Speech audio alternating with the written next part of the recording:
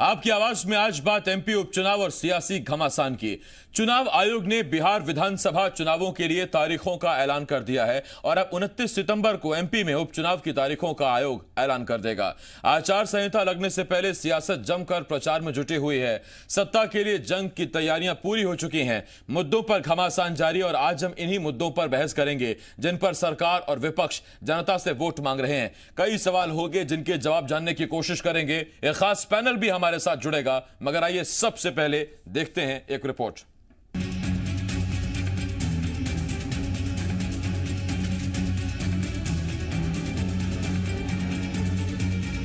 चुनाव आयोग ने बिहार विधानसभा चुनावों के लिए तारीखों का ऐलान कर दिया है और अब इंतजार एमपी विधानसभा उपचुनाव की तारीखों का किया जा रहा है। 29 सितंबर यानी मंगलवार के दिन चुनाव आयोग एमपी की 28 सीटों पर उपचुनाव के लिए भी तारीखों का ऐलान कर देगा। चूंकि ऐलान के साथ ही एमपी में आचार संहिता भी लग जाएगी, इसीलिए बचे हुए 3-4 दिनों में सियासत पूरा जोर लगा रही है। विपक्ष जमकर प्रचार कर रहा है तो सरकार भरपूर तोहफे लुटा रही है। यानी ऐलान से पहले सियासत में मुद्दों पर घमासान जारी है। आइए देखते हैं उपचुनाव में इस बार कौन कौन से मुद्दों पर सियासत जोर दे रही है। खुद्दार वर्सेस गद्दार। उपचुनाव में एमपी की सियासत में जिस मुद्दे पर सबसे ज्यादा जोर दिया जा रहा है वो है कांग्रेस का खुद्दार वर्सेस गद्दार का मुद्दा।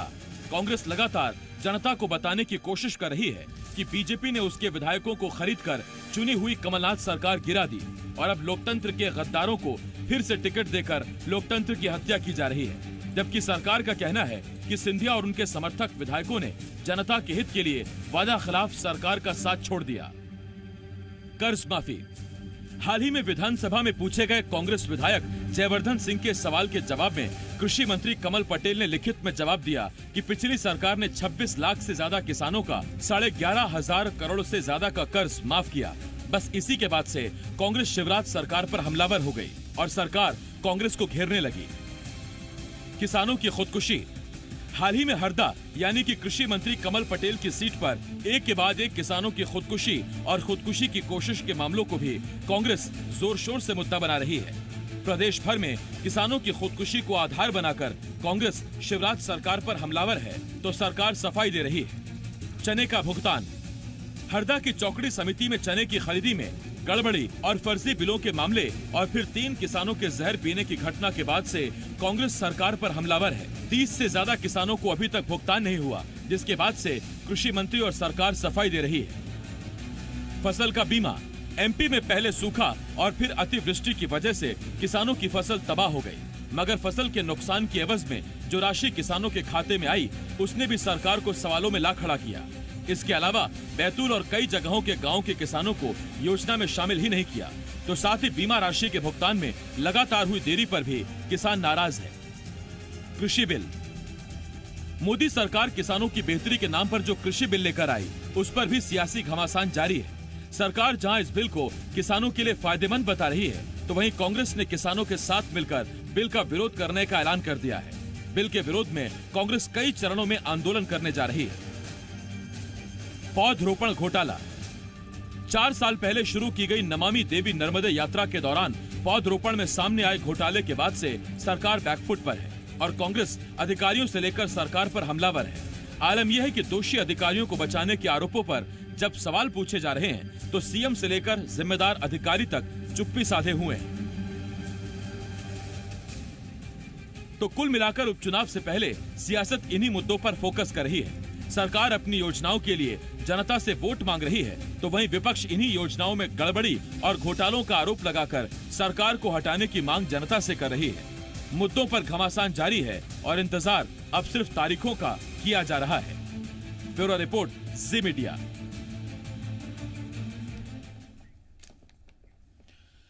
ये वो तमाम मुद्दे हैं जो इस वक्त एमपी की सियासी फिजाओं में गूंज रहे हैं। कुछ कांग्रेस के मुद्दे हैं, कुछ बीजेपी के मुद्दे हैं, जनता के भी कुछ मुद्दे हैं जिन पर सियासत कह रही कि सरकार अगर हमारी रही तो हम इसका निराकरण करा देंगे। बहुत सारे दावे वादे ऐलान किए जा रहे हैं, चुनाव से पहले तो होते ही हैं, बस अब तारीखों का ऐलान होना बाकी है। तरकश तैयार है, महारथी तैयार हैं।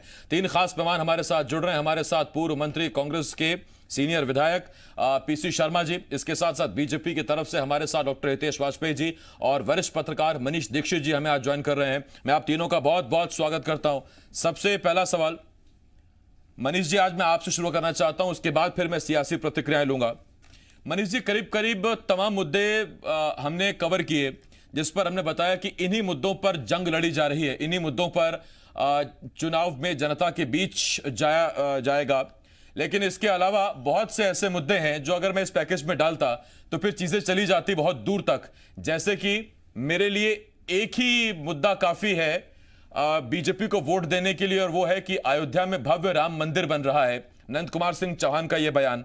इसके अलावा और भी कुछ चीजें हैं जो जिन पर चुनाव लड़ा जा रहा है।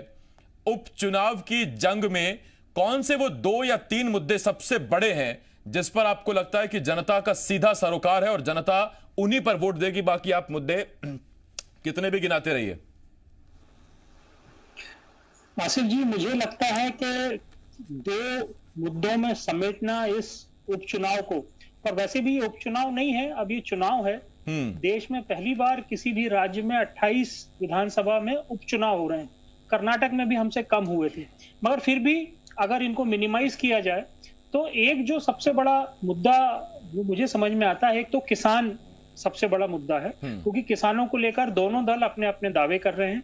कांग्रेस कह रही है कि हमने कर्ज माफ किया, वो विधानसभा में भी आ गया, मगर उसमें बीजेपी का कहना है कि भाई अगर आपने तो वादा 2 लाख तक का किया था, 2 लाख तो हुआ नहीं। फिर बीजेपी का भी देखिए आप फोकस किसान ही हो गया। अभी शिवराज सिंह जी ने 4000 रुपए की एक जो अनाउंस की है स्कीम कि सीधे किसानों के खातों में जाएगा। तो एक सबसे बड़ा फिर क्या है, क्योंकि जो भी मार पड़ रही है, अभी आप देखिए आसिफ जी, जितनी भी मौसम की मार पड़ी है, चाहे वो अतिवृष्टि हुई हो, कहीं कम पानी गिरा हो, कहीं बाढ़ आ गई हो, इस सबका जो खामियाजा है वो भी किसान को झेलना पड़ा है। कई जगह खड़ी की खड़ी फसलें चौपट हो गई, वो भी एक इशू है। तो ये सब जो घूम के पूरा इशू बनता है वो बनता है किसान से जुड़ता है। और अभी जो कृषि संशोधन बिल आया है, हालांकि मध्य प्रदेश में अभी उसको लेकर उतना ज्यादा कोई विरोध दिख नहीं रहा है, मगर बाकी के राज्यों में शुरू हो गया है। तो हो सकता है वो भी ऐसा ना हो कि चुनाव के समय तक मध्य प्रदेश में पर्कुलेट हो जाए, क्योंकि ज्यादा दूर नहीं है पंजाब और हरियाणा, जब उत्तर प्रदेश में भी चालू हो गया। तो किसान सबसे बड़ा जो फोकस इशू है मुझे लगता है। और उसके बाद जो दूसरा सबसे बड़ा फोकस रहेगा इस चुनाव का, वो ये रहेगा कि क्या कांग्रेस ये समझाने में सफल हो जाएगी, जैसे आपने अपने पैकेज में बताया कि बिकाऊ वर्सेस टिकाऊ वाला उनका जो उन्होंने एक वो शब्द कॉइन किया है, वो अगर सफल होगा तो ऑब्वियसली उनको एडवांटेज मिलेगा। और बीजेपी अगर ये बताने में सफल होगी कि साहब ये सरकार अपने बोझ के कारण, जैसा उनके सब नेता कहते हैं, अपने बोझ के कारण गिरी है, और इसलिए गिरी है क्योंकि कांग्रेस की गवर्नमेंट जो थी कमलनाथ जी की, वो डिलीवर नहीं कर पाई जिसके लिए वो आए थे, चाहे वो युवाओं का मामला हो या ऐसे बहुत सारे इश्यूज गिनाए जा सकते हैं। तो मुझे लगता है आसिफ जी, किसान और युवा, और यही कमोबेश बहुत ज्यादा इनको अगर अपन जोड़ लें तो ये, और इनको वोटर में ट्रांसलेट कर लें, अपन वोट्स में ट्रांसलेट करें, तो बहुत बड़ा हिस्सा यही डिसाइडिंग फैक्टर है, यही डिसाइडिंग वोटर है। मनीष जी, मैं समझ गया आपकी बात। और चूंकि आज मुद्दा बड़ा है, 1 घंटा आज हम इसी पर डिबेट करेंगे हमारे साथ, इसीलिए 2 खास मेहमान बीजेपी और कांग्रेस से भी हैं। मैं पीसी शर्मा जी आपके पास आ रहा हूं, और पीसी शर्मा जी आपसे एक सवाल, तब जबकि आप कहते हैं कि ये जंग खुददार वर्सेस गद्दार की है, ये जंग बिकाऊ वर्सेस टिकाऊ की है। शर्मा जी सुन पा रहे हैं आप मुझे? आवाज आ रही है? हाँ, सुन रहा हूं। हाँ जी। शर्मा जी, जब आप कहते हैं ये जंग खुददार वर्सेस गद्दार की है, ये जंग बिकाऊ वर्सेस टिकाऊ की है, उसमें जो पहली लिस्ट ही आई उसमें चाहे फिर वो लिस्ट से अलग सतीश सीकरवार हो, सुरेश राजे हो डबरा वाले, या फिर प्रेमचंद गुड्डू हो सांवेर वाले, तो उसमें आप ये कैसे साबित करेंगे कि आपने कहीं से कोई आयातित नहीं किए, ये सब आपके अपने हैं? जी, हेलो जी, शर्मा जी सुन रहा हूं, बोलिए। और जी बोलिए। नहीं, मैं कह रहा हूँ सतीश सिकरवार का नाम अभी नहीं आया है। नहीं, इसीलिए मैंने कहा लिस्ट से बाहर, लेकिन ग्वालियर पूर्व से अगर टिकट नहीं मिलने वाला है तो बता दीजिए। नहीं, मैं अभी जो आपने कहा ना कि नाम आ गए, तो अभी नाम नहीं आया, कह रहा हूँ। नहीं, उसमें सुरेश राजे, आपका प्रेमचंद गुड्डू, कम से कम 15 में से बीजेपी कह रही कि 7 से 8 नाम जो है सब बाहर से आए हुए हैं, और आप कह रहे हैं कि बीजेपी बिकाऊ वर्सेस टिकाऊ में हार जाएगी। जी जी, मैं बोलना शुरू करूं? हाँ हाँ शर्मा जी बोलिए। देखिए, हमारा सिंपल नारा है और बात है जो कमलनाथ जी ने कहा कि कांग्रेस की, कमलनाथ जी की सरकार बनी थी वोटों से और ये सरकार बनी है शिवराज जी की नोटों से। जब 2018 में चुनाव हुआ तो शिवराज जी को लोगों ने नकार दिया था, मध्य प्रदेश की जनता ने, और उनको हटा दिया और सरकार बन गई कांग्रेस की, कमलनाथ जी बने मुख्यमंत्री। अब इन 25 लोगों को खरीद कर 35 करोड़ जैसा कहा जा रहा है, ये सरकार बनी है, तो निश्चित तौर पर जिन लोगों को कांग्रेस के चुनाव चिन्ह पर वोट दिए आम जनता ने, वो वहाँ क्यों गए और ये कि यही 25 चुनाव लड़ेंगे। तो ये नारा हमारा बिल्कुल सार्थक है कि बिकाऊ नहीं टिकाऊ चाहिए, गद्दारों की नहीं कमलनाथ जी की सरकार चाहिए। ये नारा निश्चित तौर पर स्पष्ट है, इसमें कहीं कोई दो राय नहीं है, क्योंकि इसमें जो लोग गए उसमें 6 मंत्री थे, 14 ऐसे मंत्री बन गए जो आज विधायक नहीं है, और उन्हीं जगह पर 27 जगह पे जो विधायक नहीं है वहाँ काम हो रहे हैं, और हम लोग जो विधायक हैं चुन के आए हैं उनके यहाँ कोई सेंक्शन नहीं हो रहा है, और उसके लिए 1000 करोड़ रुपए भी लिया जा रहा है और वहाँ काम सेंक्शन हो रहे हैं, पर वहाँ भी काम नहीं हो पाएंगे। जनता को बेवकूफ़ बनाने की चल रही है। आज पूरे मध्य प्रदेश के जितनी भी सीटें न केवल 25 सीटों पे नहीं, सब जगह है कि कमलनाथ जी की अच्छी खासी चलती हुई सरकार जिसको गिरा दिया गया, और जो एक प्रोग्रेस मध्य प्रदेश की हो रही थी, जो महाराष्ट्र और गुजरात और आंध्र जैसे स्टेटों के लेवल पे मध्य प्रदेश आ रहा था, आज 6 महीने में ये स्थिति हो गई है कि लोगों के कारोबार बंद हो गए, लोगों के बिजनेस बंद हो गए, व्यवसायियों के, किसान परेशान हो गया, उनकी जो ऋण माफ़ी हो रही थी उसको रोक दिया गया, जो मुआवजा मिलना था वो नहीं मिला। सीहोर जो मुख्यमंत्री जी का जिला है, वहाँ 4 किसानों ने आत्महत्या कर ली और 3 किसानों ने जो कमल पटेल जी हरदा, जहाँ से विधायक और मंत्री है, उन्होंने आत्महत्या की कोशिश की। आज हम पीपल्स हॉस्पिटल उनको देखने गए थे, 7-7 लाख रुपए उनके पेमेंट पिछले 3 महीने से वो लोग कह रहे हैं नहीं दिए। नहीं, आप जब उन्हें देखने गए थे, आपने बहुत इंपॉर्टेंट बात कही है शर्मा जी, तो आप जब देखने गए थे तो आपने उनसे पूछा कि प्रशासन तो कह रहा है कि आप में से 3 ने एक फर्जी बिल लगाया, 2 जो है उन्होंने चना बेचा ही नहीं और वो भुगतान की मांग कर रहे हैं, ये पूछा आपने? प्रशासन का दावा है। अच्छी बात की आपने। ये पेपर्स हैं उनके, ये मैं दिखा रहा हूँ आपको, अगर आपके टीवी उस पर स्क्रीन पे दिख रहे हो, ये उनके हैं, और ये किसान थे, इनसे बातचीत हुई, इनके चेक कंप्यूटर से चेक जनरेट हुए हैं। झूठ कितना बोलोगे भाई, सफेद झूठ नहीं है तो मतलब सफेद का पिताजी हो गया है झूठ। यानी किसान मर रहा है, उसके 7 लाख रुपए का पेमेंट नहीं कर रहे हैं, 3 महीने से चिल्ला रहे हैं वो हैं, उनके ये बिल हैं, उनके चेक हैं, वो कह रहे हैं कि साहब वो फर्जी किसान है। कि किस हद तक जाएंगे झूठ बोलने में, मेरी समझ में नहीं आता कि किस हद तक जाएंगे। जितनी लिमिट झूठ की हो सकती है, किसी ने बड़ा सही कहा था, डॉक्टर गोविंद सिंह जी ने, कि अगर झूठ के ऊपर अगर कहीं पूरी दुनिया के अंदर कंपटीशन हो तो शिवराज जी इनकी सरकार के मंत्री ये नंबर 1 पे आएंगे पूरे वर्ल्ड में। ये वो जो अमेरिका का प्रेसिडेंट है ट्रम्प, उसको भी ये डिफीट दे देंगे, और ये मुझे लग रहा है मोदी जी को भी डिफीट दे देंगे इस मामले में, झूठ के मामले में। ठीक नहीं, उसमें अमेरिका तो खैर काफी पिछड़ा हुआ है, क्योंकि इसलिए क्योंकि अमेरिका से बेहतर सड़कें हमारे यहाँ हैं। आप कह रहे हैं कि डोनाल्ड ट्रंप को भी हरा देंगे झूठ बोलने में शिवराज सिंह चौहान, ये एक नई आपने उपलब्धि जोड़ दी है। शर्मा जी मैं लौट रहा हूँ आपके पास, डॉक्टर हितेश वाजपेयी साहब आपके पास आ रहा हूँ। वाजपेयी साहब, जब कमल पटेल कृषि मंत्री बने तो सबसे पहले उन्होंने टिप्पणी की, उन्होंने कहा कि FIR करवाऊंगा किसानों को बोल के मैं शिवराज कमलनाथ पर, ज्योतिरादित्य सिंधिया पर, और इसके साथ साथ उन्होंने कहा था, सिंधिया तो खैर तब तक पार्टी में आ ही गए थे, उन्होंने कहा था सचिन यादव और 2-3 नाम और भी लिए थे। उसकी वजह उन्होंने ये बताई थी कि कर्ज माफी की बात कही, कर्ज माफी हुई नहीं।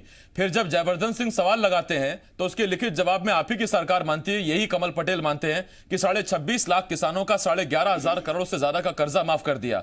तो पहले FIR कराने वाले थे, बाद में खुद मान रहे हैं कर्ज माफी हुई है।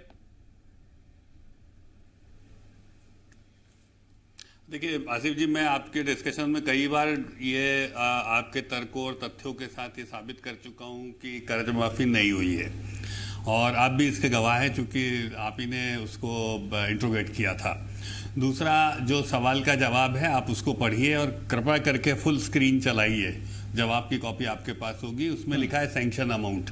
सैंक्शन अमाउंट मतलब, फिर आप राजेश राजौरा जी तत्कालीन प्रमुख सचिव कृषि जो हैं, मनीष दीक्षित जी के दोस्त भी हैं, बता देंगे कि जब उन्होंने क्लेम प्रोविजनल क्लेम सेटलमेंट जो शुरू किया था, ये दस्तावेज उसके हैं।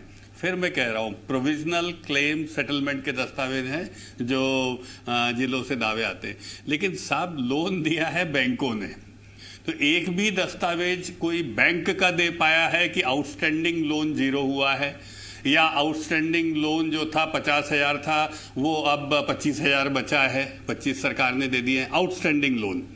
तो ऐसा कोई दस्तावेज नहीं है। 8 बैंकों को पैसा देना है, यदि उन 8 बैंकों को कोई भी राशि पीसी शर्मा जी ने दी हो तो उसका यूटीआर नंबर बता दें, ट्रांसफर बता दें।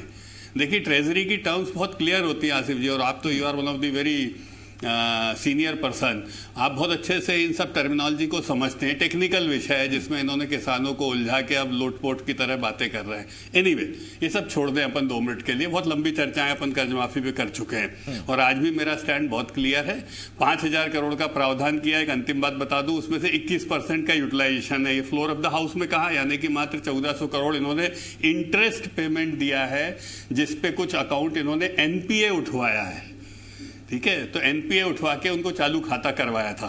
तो ये हो गई बात। ऐसी बहुत सारी टेक्निकल चीजें हैं। एनीवे, अब मैं दूसरी बात पे आता हूं जो बहुत इंपॉर्टेंट आपने रखी थी आपके पैकेज में, खुददार वर्सेस क्या वो, ये सब देखिए ये फिल्मों के टाइटल बहुत अच्छे लगते हैं। मैं तो पूछना चाहता हूं, क्या इंदिरा गांधी को इनमें से कोई भी आदमी गद्दार कह पाएगा जब महात्मा गांधी की कांग्रेस को छोड़कर उन्होंने अपना दल बनाया था? कह पाएगा कोई? उदाहरण है, और मैं कई टुकड़े बता दूंगा ऐसे, चाहे वो शरद पवार जी का ले लीजिए, एनडी तिवारी का ले लीजिए, माधवराव सिंधिया का ले लीजिए, आप ममता बनर्जी का ले लीजिए, मतलब असंख्य उदाहरण हैं। और आसिफ जी आप मतलब बहुत अच्छे से जानकार हैं उन विषयों के, पर इनमें से कोई नहीं कहेगा। क्यों? क्योंकि इनके लिए ये है कि जो गांधी फैमिली से जुड़ा हुआ है वो वफादार है, और बाकी वहाँ से जैसे ही हटा, जैसे अभी मान लीजिए नकुल नाथ भाजपा में आ जाएं, सोचिए आप कभी, तो अचानक सोचिए वो भी गद्दार हो जाएंगे इनके लिए। तो ये तो अपने हिसाब से परिभाषाएं करते रहे, मुझे कोई दिक्कत नहीं है। और आपने बिल्कुल ठीक सवाल किया कि भाई जब आप, और बड़ा इंटरेस्टिंग है आसिफ जी, एक और सिचुएशन पॉलिटिकल बता रहा हूं मैं हमेशा चुनाव की एनालिसिस बर्ड्स आई व्यू से हमेशा करता हूं, 18 का भी मैंने किया था। तो इस चुनाव में जो मुझे दिखाई देता है 2-3 बातें बहुत स्पष्ट हैं। पहली चीज, हमको 2023 की तैयारी करनी है आसिफ जी। ये तो चुनाव आते रहेंगे, इसके बाद नगरीय निकाय आएंगे, सहकारिता के आएंगे, सब लाइन से हैं। हमारे पास बहुत कम समय है क्योंकि आधा साल हमारा कांग्रेस बर्बाद कर चुकी है टर्म का, इस 5 साल के। तो हमको 23 पर निगाह रखनी चाहिए। शिवराज सिंह चौहान जी डिलीवरी ऑफ सर्विसेज और वेलफेयर गवर्नमेंट के रूप में जाने जाते हैं, तो हमको अपनी जो भी स्कीम्स थी डिलीवरीज की, जिसको आप रोज देख रहे हैं, उनको रीस्टैब्लिश करना। मैं समझ गया वाजपेयी साहब, आप जिक्र करने वाले हैं संबल का, अपनी खराब फाइनेंशियल वाले स्थिति के बावजूद उनको कन्यादान का आप जिक्र करने वाले हैं, बात कहना चाहता हूं, वो सब जिक्र करने वाले, मैं समझ गया उस पर। मेरे पास अभी ब्रेक का वक्त हो गया है सर, लेकिन इस ब्रेक के बाद ये जो आप डिलीवरी वाली जो चीजें बता रहे हैं उसमें बहुत सी चीजें हैं जिन पर मुझे आपसे भी सवाल पूछने। एक छोटा सा ब्रेक है, लौट रहा हूं। हमारे साथ लगातार पीसी शर्मा साहब, हितेश वाजपेयी साहब और मनीष जी हमारे साथ जुड़े हुए हैं। एक छोटा सा ब्रेक है, बहुत जल्द लौट रहे हैं। आपकी आवाज और आपके साथ मैं हूं आसिफ शेख, और आपकी आवाज में आज हम बात कर रहे हैं मध्य प्रदेश उपचुनाव के मुद्दों पर और मुद्दों पर जारी सियासी घमासान की। हमारे साथ 3 खास मेहमान जुड़े हुए हैं। वरिष्ठ पत्रकार मनीष दीक्षित जी, बीजेपी की तरफ से हितेश वाजपेयी साहब, और कांग्रेस की तरफ से पूर्व मंत्री पीसी शर्मा जी हमारे साथ जुड़े हुए हैं।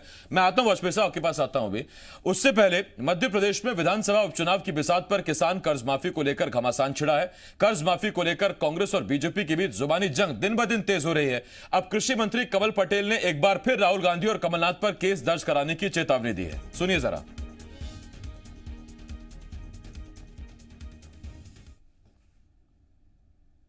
कमलनाथ जी माफी मांगे कि हां मैंने किसानों के साथ धोखाधड़ी की, 2 लाख तक का कर्जा माफ करने के मैंने आदेश किए, पहले ही साइन किए, लेकिन मैं 15 महीने तक आपके कर्ज माफ नहीं कर पाया, इसलिए आप डिफॉल्टर हो गए, आप पे ब्याज चढ़ गया है।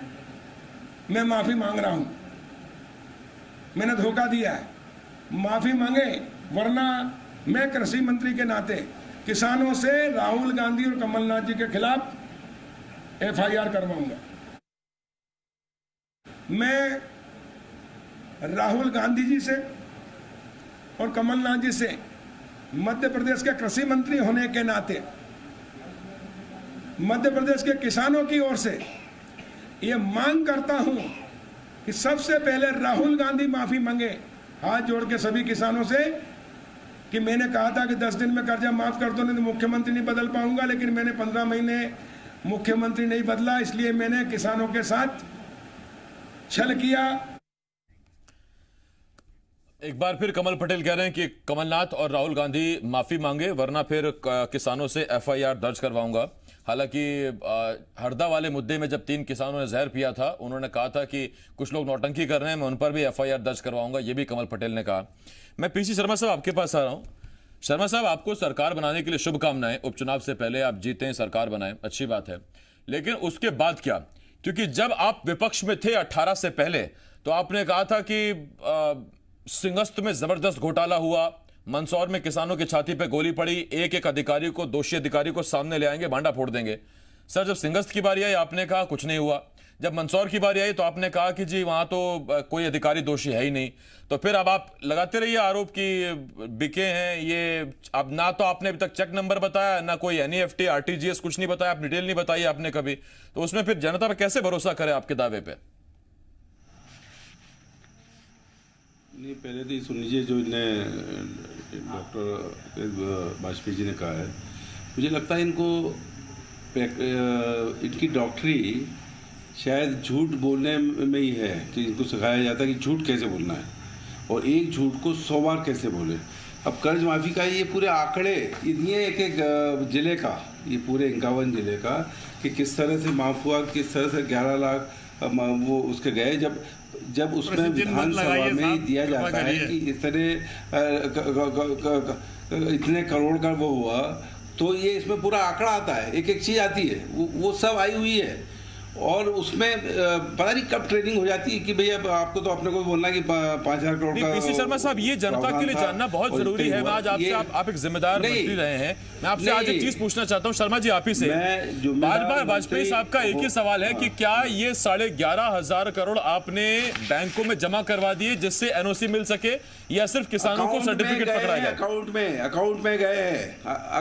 में गए, ये विधानसभा में बताया जा रहा है, ये अकाउंट में गए बता रहा हूं मैं। ये इनके झूठ बोलने से कुछ नहीं होगा। और जो कमल पटेल ने कहा है कि वो फर्जी है, तो ये उनके ये चेक बता रहा हूं मैं आपको, ये कंप्यूटराइज चेक हैं उनके नाम के। ये चेक देख लीजिए, आपके स्क्रीन पे अगर दिखा सकते हो तो। ये मैं समझता हूँ कि, और इनने जो कहा इंदिरा गांधी का, आप किसान को पैसा दे नहीं सकते, वो पैसा बैंकों ने दिया है। अटल बिहारी, नहीं पहले ये बात आपकी मैंने चुपचाप मैंने सुना है, अब आप मेरे सुन लीजिए। अटल बिहारी वाजपेयी ने कहा था कि ये इंदिरा नहीं, ये दुर्गा है, और 1 लाख जो पाकिस्तानी है उनको सरेंडर कराया था, जिससे आप डर रहे हो। आपकी दिल्ली की सरकार कुछ नहीं कर पा रही है, केवल टीवी पे दिखाती रहती है, चीन और पाकिस्तान। और उन्होंने महात्मा गांधी की कांग्रेस पाकिस्तान के 2 टुकड़े कर दिए थे। तो गद्दार आपके अटल बिहारी वाजपेयी और नरेंद्र मोदी सब हो गए। कहीं जनसंघ थी पहले, फिर जनता पार्टी में गए, फिर इसमें आए। इंदिरा गांधी गद्दार है कि नहीं? भारतीय जनता पार्टी गद्दार हो गई इसका मतलब। सर, कहाँ इंदिरा गांधी पे चले जाएंगे तो फिर आज के क्या होगा नेहरू गांधी का? मैं उस पर लौट रहा हूं आपके पास। शर्मा जी, मैं आता हूं इस पर आपके पास। वाजपेयी साहब, मैं तो आपसे एक सवाल पूछना चाहता हूं। वाजपेयी साहब, मेरा सीधा सवाल ये, इतना कंफ्यूजन क्यों है? आप कह रहे हैं कि देखिए ये जो पेपर जो जारी किए गए जवाब के तौर पर, इसमें कहा गया कि ये सिर्फ सैंक्शन है। शर्मा जी ये दावा कर रहे हैं, पूरी कांग्रेस बड़ी मजबूती से दावा कर रही है, और कई किसानों से बात भी कराई, जिसमें किसानों के खाते में पैसा पहुंचा और कहा गया कि आप जाकर पटा दीजिए उसको।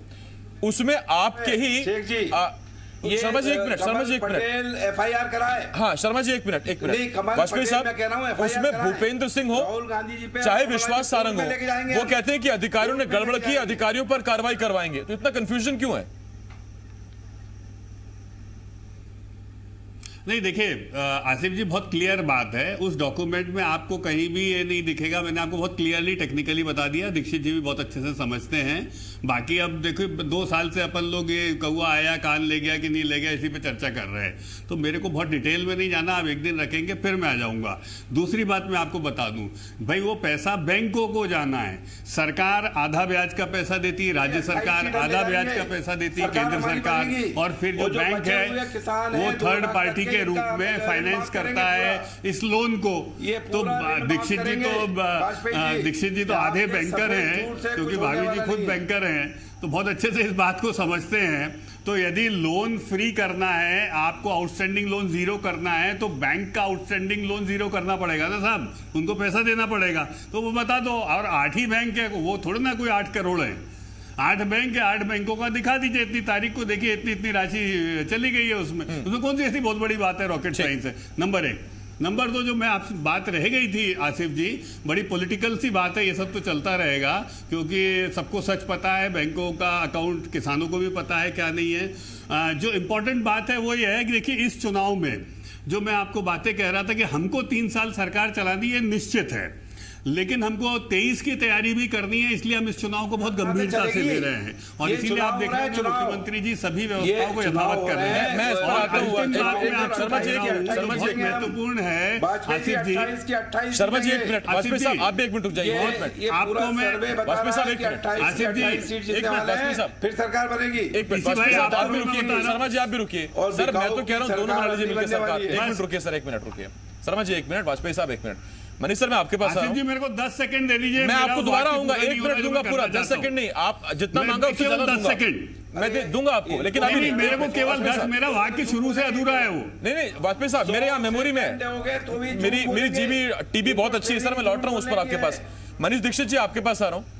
और मनीष जी मेरा सीधा सवाल आपसे ये कि देखिए, जब बात हो रही है सरकार की जनहित योजनाओं की, जब बात हो रही है कि हमको भी डिलीवरी करनी है बहुत सारी चीजों की जो हम चलाते आ रहे थे और कांग्रेस ने वो चीजें रोक दी, तो उसमें एक चीज अभी निकलकर सामने आई है।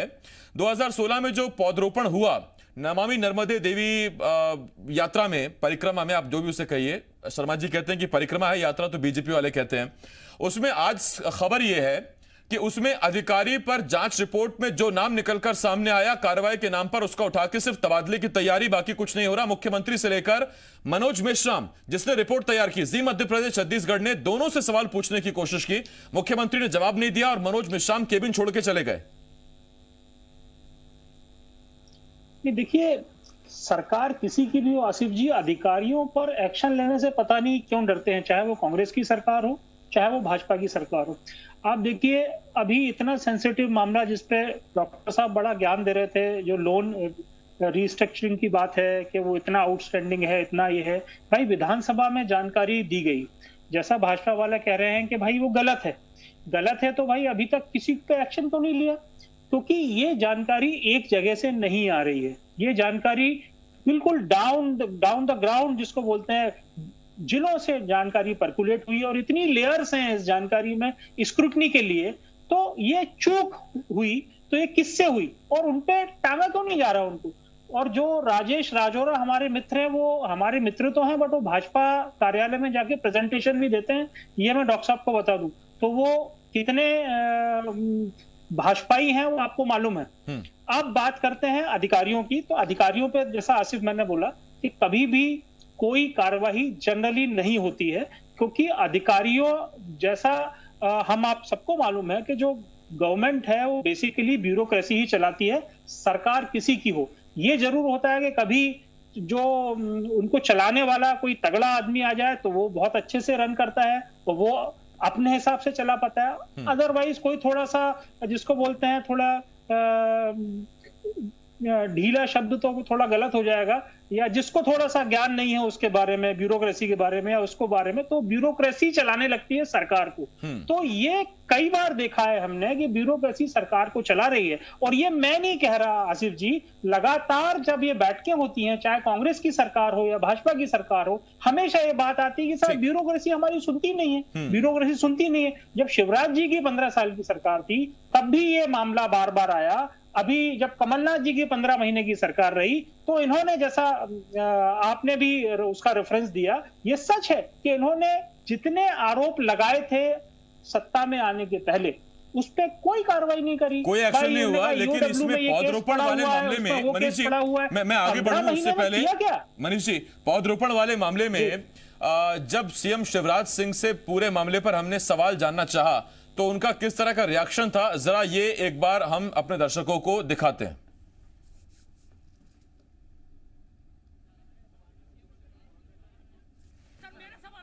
नमामि देवी नर्मदे पौधे घोटाले में सर अधिकारियों को बचाया जा रहा है सर। नमामि देवी नर्मदे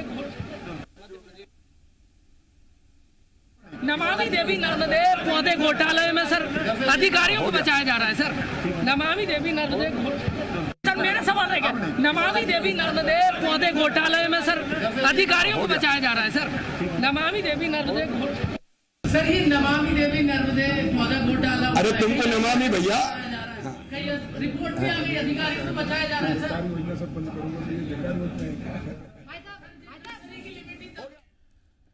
एक नहीं दो बार सवाल पूछा गया, मुख्यमंत्री ने एक बार भी जवाब नहीं दिया। और मनोज मेश्राम जो इस संबंध में अधिकारी जिन्होंने पूरी जांच रिपोर्ट तैयार की, 6 महीने का वक्त लिया इस पूरे मामले की जांच में, निकाल कर सामने रख दिया कौन दोषी है, किसने खरीदी की, किसके हस्ताक्षर हुए थे, कौन जबरन प्राइवेट नर्सरी से खरीदी करवा रहा था नियमों के जाके विरुद्ध, किसने पेमेंट करवाई। उनसे जब सवाल पूछा गया तो वो अधिकारी, देखिए आरोपी एक बार को बचे समझ में आता है, आरोपी अगर आपके सवालों से भागे समझ में आता है, लेकिन जिसने जांच करी अगर वो अपना केबिन छोड़कर भाग जाए आपके सवालों पर तो फिर दाल में काला दिखता है और बहुत बड़ा स्तर पर काला दिखता है। लेकिन अगर एक ही मुद्दे पर मैं रह जाऊंगा तो फिर ये चर्चा वहां फंस जाएगी। हमारे साथ लगातार मेहमान जुड़े हुए हैं। हितेश जी, मैं आपके पास आ रहा हूं और फिर मेरा आपसे यही सवाल, जिन योजनाओं का आप जिक्र करते हैं उसमें एक बहुत बड़ी योजना ये थी जिसमें आप दावा करते थे कि इससे नर्मदा का जो जल है रिवाइव होगा, जल स्तर बनेगा, ग्रीनरी विकसित होगी। उसमें किस तरह से एक अधिकारी पर जांच रिपोर्ट में उनका नाम दिया जाता है, उन पर ठीकरा फोड़ा जाता है और उस अधिकारी पर कार्रवाई के नाम पर सिर्फ ट्रांसफर।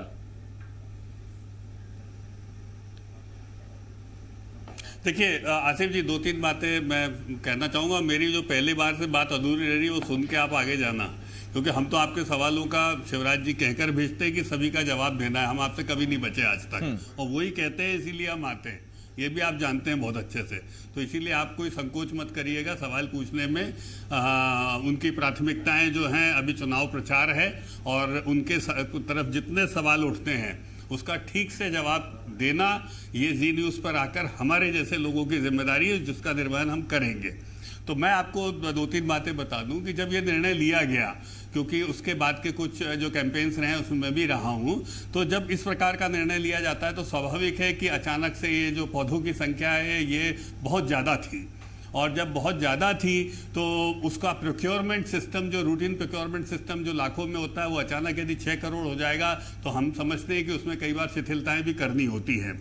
और जब शिथिलताएं करनी होती हैं और 6 करोड़ पौधे हमको लगाने हैं, मैं तो सर मैं तो देखिए वाजपेयी साहब ये बात नहीं समझ पा रहा, कौन सी ओजोन परत फट गई थी कि तुरंत 6 करोड़ पौधे चाहिए थे, वरना बिना ऑक्सीजन के मारे जाते हैं हम। आप ही ने तय किया कि हमको 6 करोड़ पौधे चाहिए, आप ही नियम में शिथिलता कर रहे हैं। अब जब दोषी निकलकर सामने आ गया, जांच रिपोर्ट में सामने आ गई, तो उस पर कोई कार्रवाई नहीं।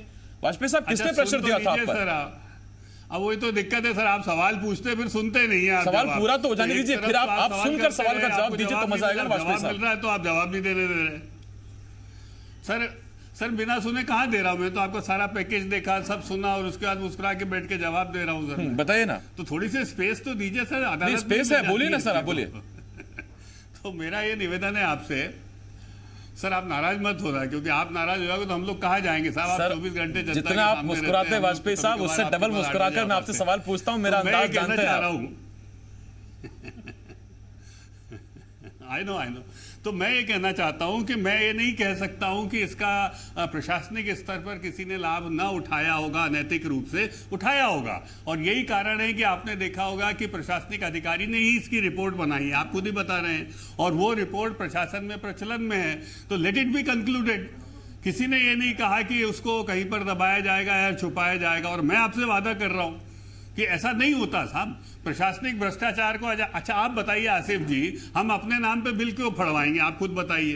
भाई प्रशासनिक भ्रष्टाचार, प्रशासन की मशीनरी कोई भाजपा के कार्यकर्ता तो नहीं है वो, तो स्वाभाविक है कि आप मान के चलिए कि यदि वो अनियमितताएं करते हैं, और जो करते हैं वो, ऐसा नहीं कि नहीं करते हैं, जो वो करते हैं, तो उसको मैं अपने नाम पे बुक क्यों करूं, आप बताइए।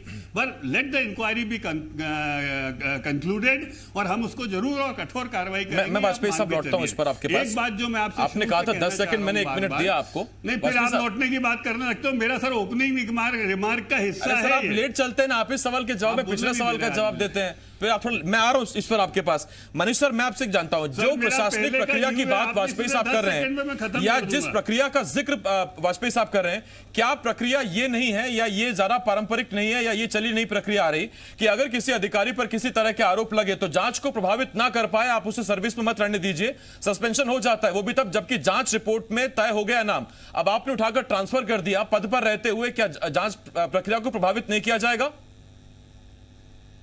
बिल्कुल जाहिर है किया जाएगा, और ये जो किया गया है वो इसीलिए किया गया होगा क्योंकि देखिए, जैसे डॉक्टर साहब ने पूरा बताया कि साहब बहुत दबाव था और 6 करोड़ पौधे आ गए और ये आ गए, तो इसमें केवल अधिकारी इन्वॉल्व नहीं है, इसमें जो है जो अलग अलग लेयर्स हैं गवर्नमेंट की, वो सब इन्वॉल्व हैं इसमें, और ये बातें बहुत दिनों से आ रही हैं। ये भी हो सकता है कि ये जांच जो आई है सामने, ये हो सकता है पिछली सरकार ने इनको घेरने के लिए किया हो, मगर वो फिर निजाम बदल गया। अब बदल गया तो वो अधिकारी क्या करे जिसने पूरी जांच करी है? तो हो सकता है उसने, जैसा कि लोग करते हैं, उसने लीक कर दी हो मीडिया में, और इसीलिए जवाब नहीं आ रहा। क्योंकि शिवराज सिंह चौहान जी की एक बात है कि अगर कुछ ऐसी चीज होती है तो बड़े सामने, बिल्कुल सामने आके जवाब देते हैं कि नहीं, इस पे जो भी होगा हम कार्रवाई करेंगे। उनका साइड लाइन होना, उनका जवाब नहीं देना, उनका सवालों से भगना, ये बता रहा है कि अभी वो प्रिपेयर्ड नहीं है कि इसका हमको जवाब क्या देना है, क्योंकि ऑलरेडी वो इतने ज्यादा पजल्ड हैं। अभी आप देखिए चुनावी दौरों में, और अब नया वो भी हो रहा है कि भाई देखिए, जो पहले किसी के हाथ खून से रंगे थे वो विकास की गंगा बहा रहा है, जो पहले गद्दार था वो कुछ और हो रहा है। कमलनाथ जी तो मैनेजमेंट गुरु कहे जाते थे। नहीं, इस पर मनीष जी, अभी जयभान सिंह पवैया कैसे प्रचार कर रहे हैं प्रद्युम्न तोमर के लिए, वो जो तस्वीरें बता रहे हैं ना सर, वो बड़ी इंटरेस्टिंग तस्वीरें हैं। शर्मा साहब, रही बात सवालों के जवाब की, तो मेरे सवाल के जवाब वाजपेयी साहब तो दे रहे हैं। एक सवाल ऐसा है जिसका जवाब आपने अभी तक नहीं दिया। मैं तो आपसे ये पूछ रहा था सर पिछली बार कि आपने कहा था कि मंदसौर गोलीकांड के जितने दोषी हैं सबको सामने लाके खड़ा कर देंगे। मैंने आपसे ये पूछा था, आपने कहा था सिंहस्थ में जिन्होंने महाकाल के साथ गद्दारी की उनको सामने लाके खड़ा कर देंगे। विधानसभा में आपसे पूछे, आप कहते हैं सिंहस्थ में घोटाला हुआ नहीं। आपसे पूछे मंदसौर में गोली किसने चलाई, आप कहते हैं परिस्थितियां उसकी जनक हो गई थी, कोई अधिकारी उसमें दोषी नहीं। देखिए, इसमें बड़ा सिंपल मामला है। ये बातें आई थी और कांग्रेस की सरकार ने उसकी कमेटी बना के जितनी भी जांचें हैं, इन सब के लिए था, समय कम था, 13-14 महीने तो इन्हें खरीद के सरकार गिरा दी।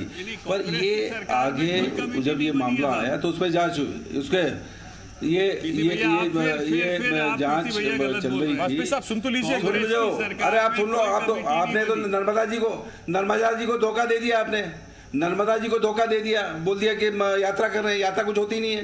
ये मैं भी वहां का रहने वाला हूँ, परिक्रमा होती है वहां पे, स्नान होता है, दर्शन होते हैं। आपने 6 करोड़ पेड़ लगाने की बात कह दी, और वो अधिकारी ने जांच कर ली और सरकार चली गई। शिवराज जी ने एक्शन क्यों नहीं लिया इसमें? जिनका नाम बता रहे हैं उस पर एक्शन क्यों नहीं लिया? एक्शन क्यों? आप तो एक्शन किस पे लेते हो? अगर ठंडी रोटी रख दी टिफिन में शिवराज जी के तो उसको सस्पेंड कर दिया, ठंडी रोटी रख दी उसमें सस्पेंड कर दिया। और एक वृद्ध मियाँ बीवी, रोटी नहीं मिली उज्जैन में, वो उसकी जान चली गई, उस पर कोई एक्शन नहीं होता। ठंडी रोटी पे सस्पेंड, ये तो इस पे क्यों नहीं किया? इस पे क्यों नहीं किया भाई? जवाब जिस पे मुख्यमंत्री जवाब नहीं दे पाए, ये बड़ा सही कहा दीक्षित जी ने। मुख्यमंत्री जवाब देते हैं लेकिन जवाब लाजवाब हो गए, नहीं लाजवाब हो गए। अरे आपने घोटाले कार्रवाई हुई चावल पे, वो तो ठीक है। ये मैं तो आपसे पूछ रहा हूँ कि उसमें 15 महीने सर काफी होते हैं, जब भी उसमें पूछे जाइए उस जांच का क्या हुआ? आप कहते हैं जांच पूरी होने वाली थी, सरकार कमलनाथ जी ये मध्य प्रदेश को जो डुबा दिया था इस भारतीय जनता पार्टी ने, उसको संभालने में लगे थे। उन्होंने GDP ले आए नंबर 1 पे पूरे हिंदुस्तान में। ये 7 में से 4 पे आए, ये सब ले आए। अरे आप तो आपका झूठ सुनूंगा मैं, तो आपका झूठ सुनेंगे क्या? आप झूठ बोलते जाओ, हम सुनते जाए। आपने रासुका का सौदा किया यहाँ पे सुनेगी झूठ आपका। आप जालसाजी करके अरे आपके विधायकों को उनकी जासूसी करते रहे, सरकार चलाने वाली आपका। शर्मा जी मैं लौट रहा हूं आपके पास। आपके साथी मंत्री जो हैं अरबपति हो गए। शर्मा जी एक मिनट शर्मा जी एक भी जांच नहीं कराई। हो गए ना, प्रद्युम्न तोमर हो गए, राजपूत हो गए, हाँ ये हो गए ना, गोविंद सिंह राजपूत। तस्वीर दिखानी बड़ी मजेदार, आपको जनता को भी तस्वीर देखनी चाहिए। मैं लौट रहा हूं आपके पास। शर्मा जी, वाजपेयी साहब, अच्छा आप दोनों एक मिनट चुप हो जाए, तब तक मैं आपको एक तस्वीर दिखाता हूं। देखिए, दुश्मनी निभाने के लिए दोस्त बदलने की रवायत को सियासत कहते हैं। इसी रवायत की जुदा तस्वीर ग्वालियर में देखने को मिली है, जहां पूर्व मंत्री जयभान सिंह पवैया और ऊर्जा मंत्री प्रद्युम्न तोमर एक साथ प्रचार करते नजर आए।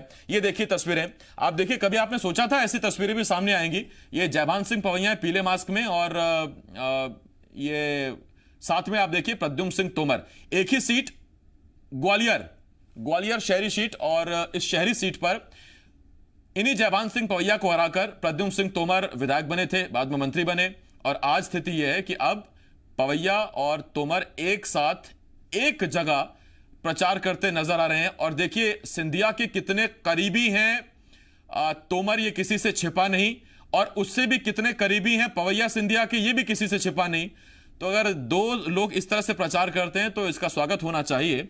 मैं सीधा पैनल पर आ रहा हूं।